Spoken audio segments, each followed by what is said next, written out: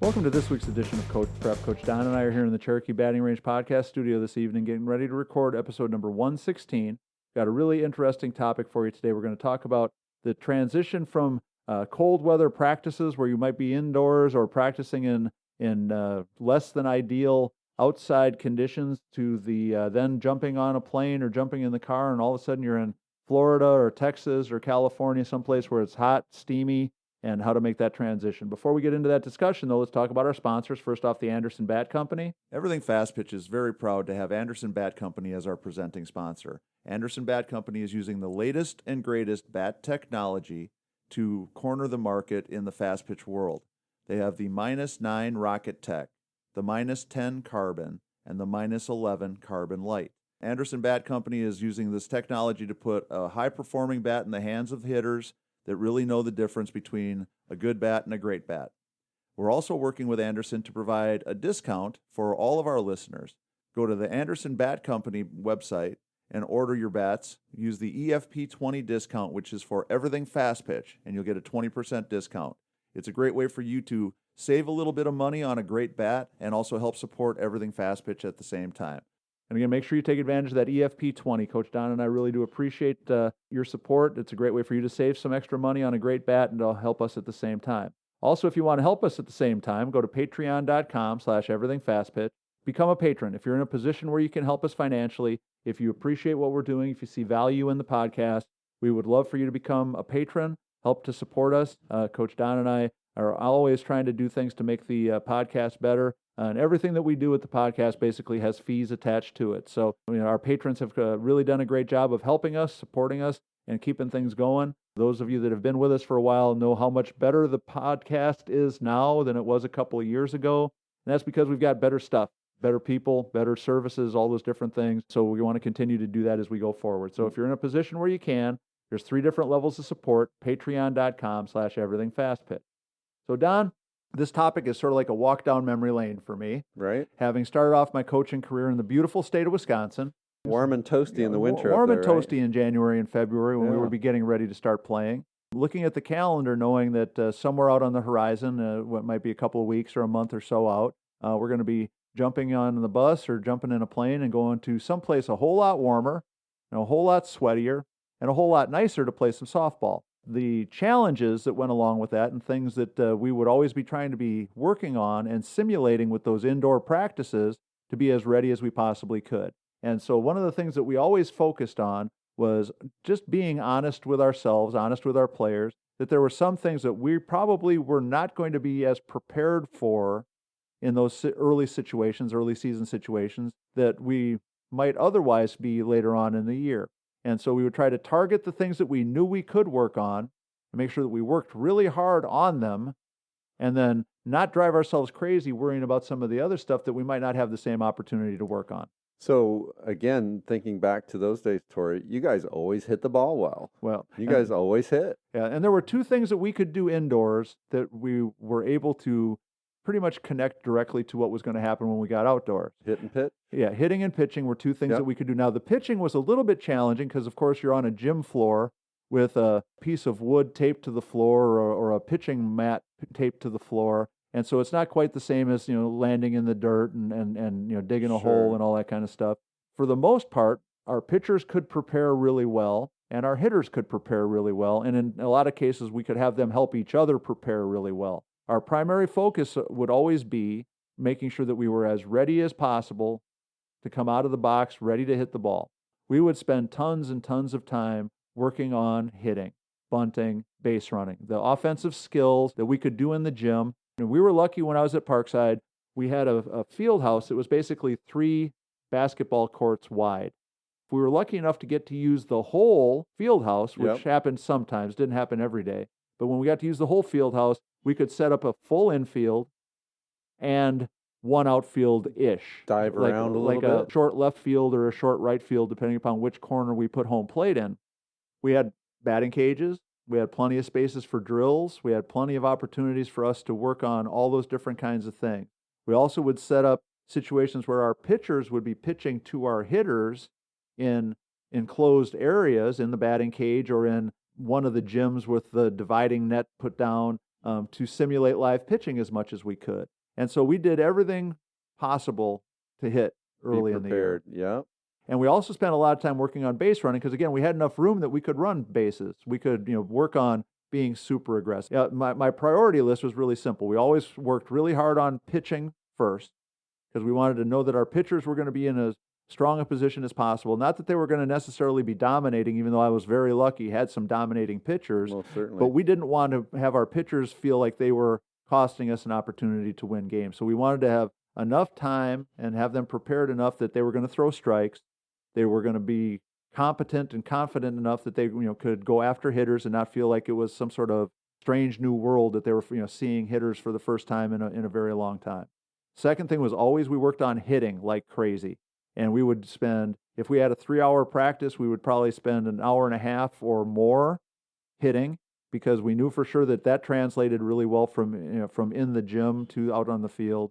And then the third thing was base running because we wanted our team to be really effective base runners. Now, we didn't have, every kid on our team wasn't a speedster. Now, we had a mix. We had some kids that could really run, but we had some kids that could really hit that couldn't really run very well, in that combination that a lot of teams have. But we wanted to make sure that we were getting really good jumps on the bases, that we were aggressive when the ball was in the dirt, that we were, doing those kinds of things indoors to simulate those things that we knew were going to happen when we got out on the field. And that combination made up for the fact that our outfielders hadn't seen a real fly ball in a while.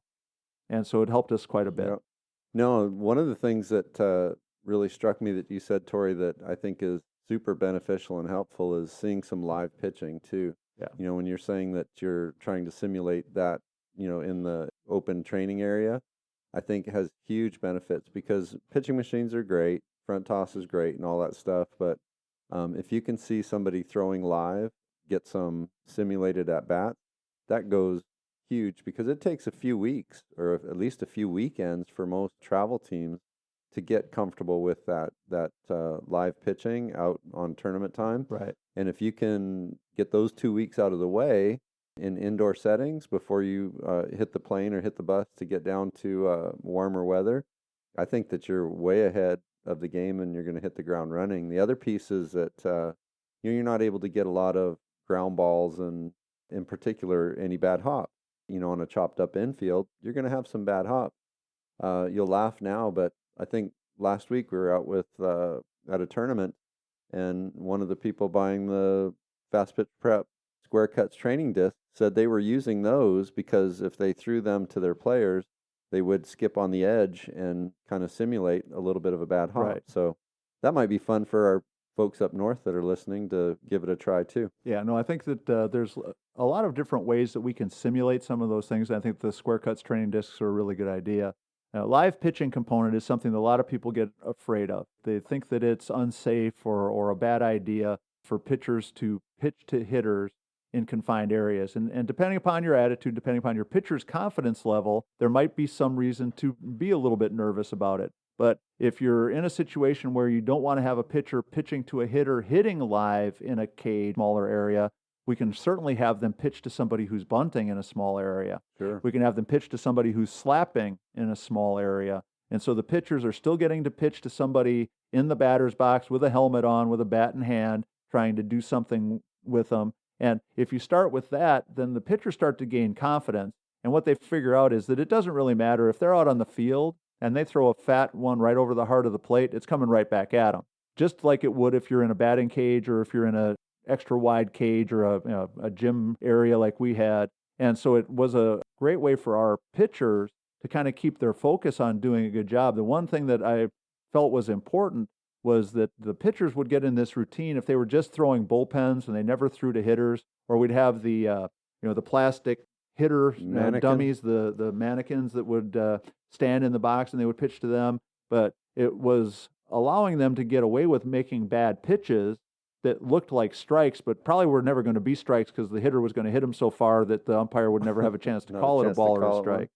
And so the idea then was, even if it was just a short offense scrimmage kind of thing where all the hitters were going to do was bunt or slap or push bunt or slug bunt or whatever it might be, the pitchers then to be more locked in and be more prepared And so it was important to us to make sure that we tied those two things together. And of course, for our kids, the ones that start off a little bit nervous about pitching to a teammate in a batting cage would start off pitching to them bunting, then pitching to them slapping, and they would kind of get bored with it after a while. And eventually their confidence would grow to the point like, she can hit, it doesn't matter. I can pitch to her in this setting too. But those were the things that we always focused on. Now, there were a couple of other things that we would add in that we could work on inside that, again, for a college level team is different than maybe a younger team would be worried about. But we were really good at rundowns. We were really good at first and third plays. We were really good at bunt coverages. You can do that stuff in the gyms, right? Yeah, and even if you don't have a full gymnasium, if you've got a 50-foot by 50-foot area, we've talked about the idea of the pygmy infield. That's where the pygmy infield was born, because there was a week that we weren't going to be able to get into the field house because we had an Aikido tournament going on. An Aikido? Aikido, yeah. Think Steven Seagal. Aikido. So, and as a matter of fact, Steven Seagal was there because he was one of the featured guests. So for that week, when we thought we were going to be able to get in and practice... An Akita is a dog, right? Aikido. Aikido. Yeah. Aikido is martial arts. Your daughters with the black belts are going to be offended right now. Because we had the Aikido tournament going on, our options were not practice or practice in the racquetball room. Yep. Well, yep. You know where I went. So all of a sudden we were practicing infield with 12-foot bases. And because I'm a smart aleck, we had these little tiny bases. Fun games. Yeah, and we're using tennis balls, obviously, because you're not going to use a softball in a tiny space like that. But it was amazing how good we got at bunt coverages doing a tiny little infield because that was the only space we had. All of a sudden, the second baseman was so quick to react as soon as she saw the hitter square. For her, it was fun because she only had to run 6 or 8 feet to cover first base. Didn't get wore out. So she got a lot of reps and didn't get worn out by it. And but there's a lot of those kinds of things. And the one thing that we did come up with, and this is just sort of the last thing I'll throw out there, that when we're stuck, given the opportunity to practice indoors, we would figure out a way to do sunballs. That was a good way to term it. Yeah. So we would, because we had the kind of spotlight-looking lights in the roof, bright single light. Yeah. Yeah. And so we would position the outfielders so that when I tossed a ball up, they would be looking right at the light. And so there's lots of different ways you could do it. You could probably go out to Home Depot or one of those places and get those work lights that come on the stand. There you go. And simulate the sun if you wanted to for your position players. But then the other part about it is when you get to the park. So let's say your kids all just got off the plane and we are supposed to play at 1 o'clock today. If you get to the airport at 9, that day you need to be at the field at 9:30 for an hour. Before they even go to the hotel, before they even get checked in, they need to get out on the field, get a little bit of work in really quickly, then go get checked in, and then go play. Feel the dirt. Right. So they feel the dirt, put the spikes on, see the sun, run around a little bit so they feel the humidity, all those different kinds of things, because a lot of those different things are going to be factors too. So the opportunity to practice indoors can be a real benefit if we're smart about it. And the challenges of going from up there in the frozen tundra to down here in the beautiful southern sunshine never seemed to hurt our team. No, you guys always came out. Fortunately, sometimes ready. I think I wish we would have started a little bit slower, because at the end of the season, we were finishing second and third to all my best friends that were winning national championships, but that's a whole nother story. So hopefully that will give you some things to think about as you're trying to prepare from the colder weather or the bad weather opportunities. There's lots of ways to make sure your team is ready to go, and these are some ideas that we think will work for you in a really good way moving forward. So that's going to wrap up number 116 of Coach Prep. If you have any questions, ideas, or suggestions, make sure you contact us at everythingfastpitch@gmail.com or fastpitchprep@gmail.com. Again, remember our sponsors, Anderson Bat, patreon.com. For sure, go to the fastpitchprep.com website, order your square cuts training discs. As Coach Don mentioned, you can use them. Another thing we found out is you can use them for bad hop drills. Yeah. And 1,000 other things. So check them out, $49.95 a dozen. So for Coach Don McKinley and our producer, Stan Lewis, this is Coach Torrey saying thanks for listening, and we'll talk to you again next week.